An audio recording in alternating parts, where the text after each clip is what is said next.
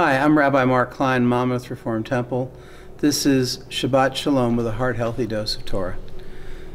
Journeys take a lot of different shapes. Some are large, some are small. This week, Abraham goes on a journey. God tells him to leave his land, his birthplace, his father's house, and go where God will show.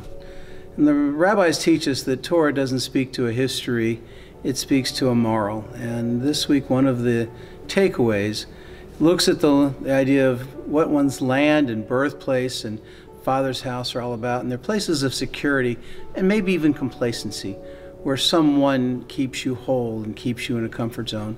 But God's command is for Abraham to leave the comfort zone, to go on this journey and to figure out how to live. Pope Francis taught us that life is a journey, and when we stop, bad things happen. And I think that's probably a universal truth.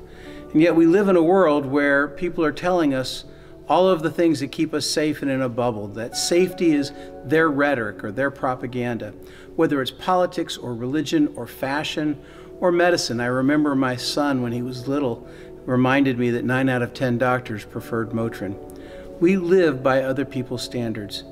And yet we know, as we speak philosophically and even in a position of faith, that life can only matter if we stand up, if we make decisions based on our understandings, not just owning someone else's rhetoric, propaganda, or advertising line.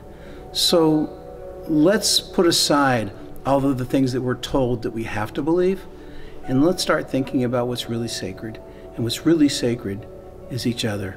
Let's find a way to come back together.